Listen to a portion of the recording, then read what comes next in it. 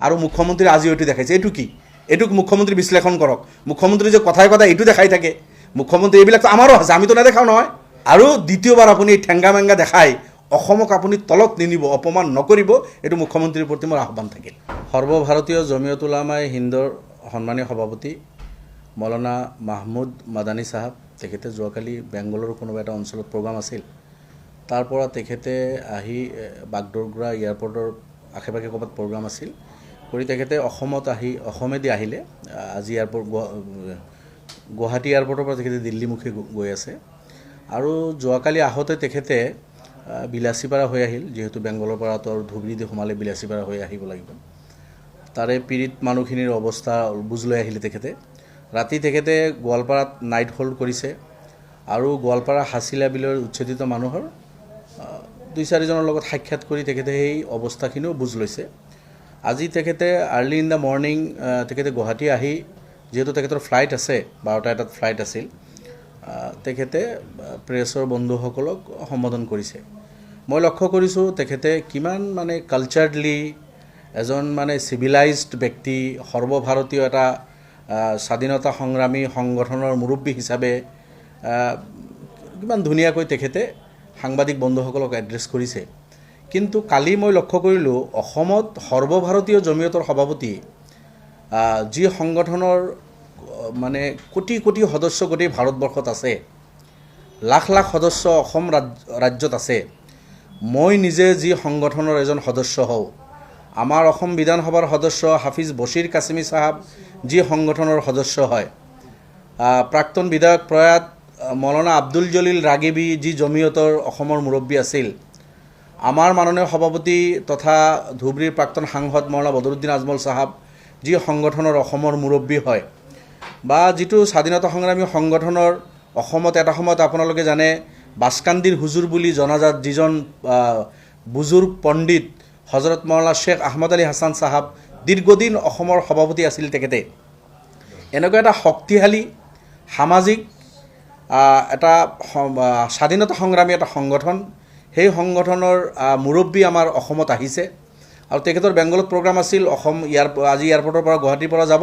ৰাস্তাত আহোঁতে এই পীড়িত মানুহবিলাকৰ অলপ খা খবৰ লৈ আহিছে। তাতে লুৰিণজ্যোতিৰ জ্বলিব লগা কি আছে? আৰু কিছুমান অজ্ঞাত সংগঠনৰ কিছুমান মানুহ আহি চাইছোঁ মই লম্ফজম্প কৰি আছে, বা বিজেপিৰ নেতা সঞ্জীৱ শৰ্মাৰ পৰা আৰম্ভ কৰি কিছুমানে কটুক্তি কৰিছে, লম্ফজম্প কৰিছে, যোৱাকালিৰ পৰা আমি লক্ষ্য কৰিছোঁ।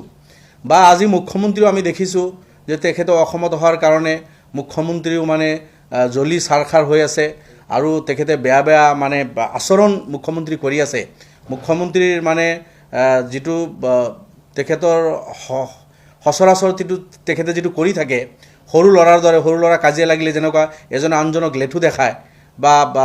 কিবা কি আমিতো ক'বলৈ লাজ লাগে, আজিও তেখেতে সেই আচৰণ কৰিছে। গতিকে আমি অসমৰ এজন সদস্য মানে জমিয়তৰ সদস্য হিচাপে লাজ পাওঁ মুখ্যমন্ত্ৰীৰ এই চব আচৰণত। অসম বিধানসভাৰ এজন সদস্য হিচাপে আমি লাজ পাওঁ যে সৰ্বভাৰতীয় পৰ্যায়ৰ এটা সংগঠন, যি সংগঠনৰ মুৰব্বী বা যি সংগঠনে ভাৰত স্বাধীনতা সংগ্ৰামত তেজ দিছে, লাখ লাখ সংগ্ৰামী জমিয়তৰ নেতাকৰ্মীৰ তেজ ভাৰত স্বাধীনতা সংগ্ৰামত গৈছে। মাহমুদ মাদানী চাহাব যিজন ব্যক্তি, সন্মানীয় ব্যক্তি আজি অসমত আহিছে, তেখেতৰ ককা 9 বছৰ কাৰাবন্দী আছিল ব্ৰিটিছৰ সময়ত।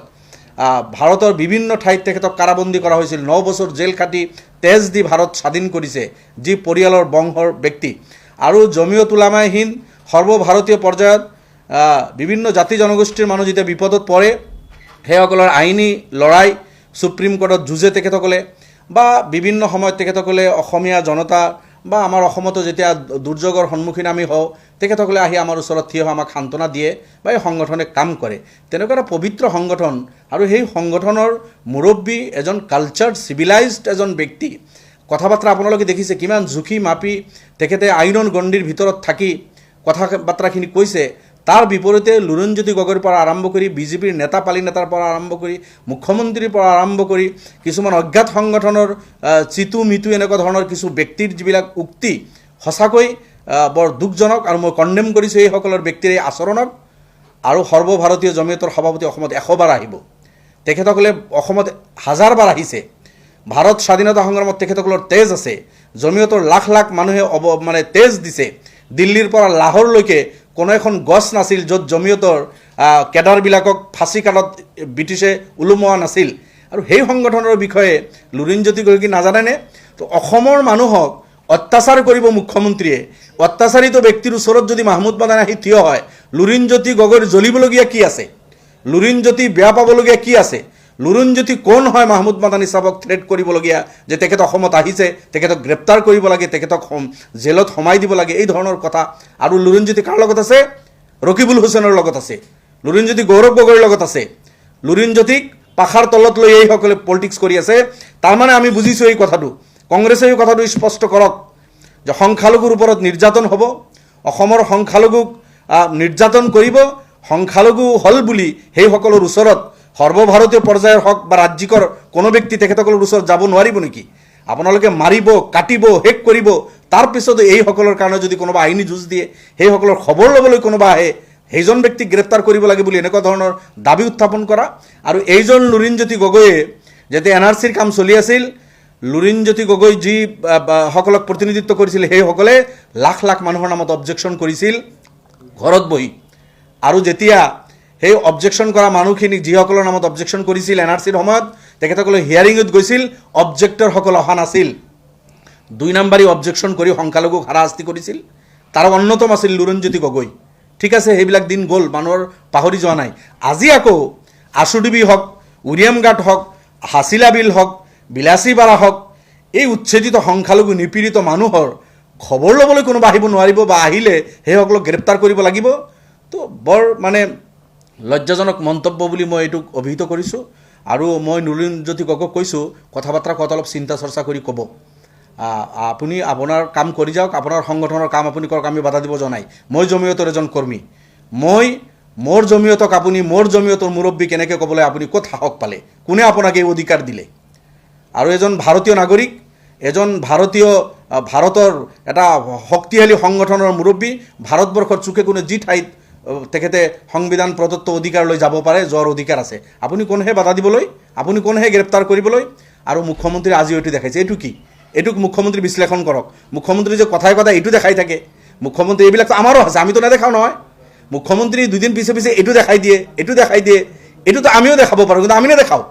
এইটো কি এই কথাটোৰ বিশ্লেষণ মুখ্যমন্ত্ৰী অসমৰ জনতাক কৰক আপুনি মুখ্যমন্ত্ৰীৰ চকীত বহি এই ধৰণৰ আচৰণ অসমীয়া হিচাপে আমি লাজ পাওঁ ভাৰতবৰ্ষত যেতিয়া এই নিউজবিলাক যায় যে অসমৰ মুখ্যমন্ত্ৰী ডেইলি এইটো দেখাই থাকে ডেইলি ঠেংগা দেখাই থাকে যাক মন যায় তাকেই দেখাই থাকে এই বস্তুটো কি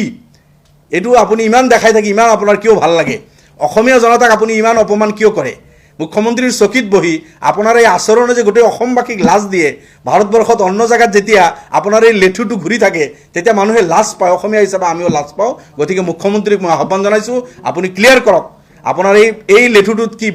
কি বিষাক্ত লেঠু আপোনাৰ এইটো ইয়াত কিমান বিষ আছে কিমান বিষ আপুনি বিয়পাব বিচাৰিছে মুখ্যমন্ত্ৰী ডাঙৰীয়া আপুনি এইটো ক্লিয়াৰ কৰিব লাগে আৰু এজন অসমীয়া হিচাপে আপোনাক আহ্বান কৰিছোঁ অসমৰ জনতাক আপুনি আৰু লাজ নিদিব আৰু দ্বিতীয়বাৰ আপুনি ঠেংগা মেংগা দেখাই অসমক আপুনি তলত নিনিব অপমান নকৰিব এইটো মুখ্যমন্ত্ৰীৰ প্ৰতি মোৰ আহ্বান থাকিল তেখেতে দেখিছে আপুনি 3জন মানুহ লৈ গৈছে আমিতো গৈছোঁ তাতে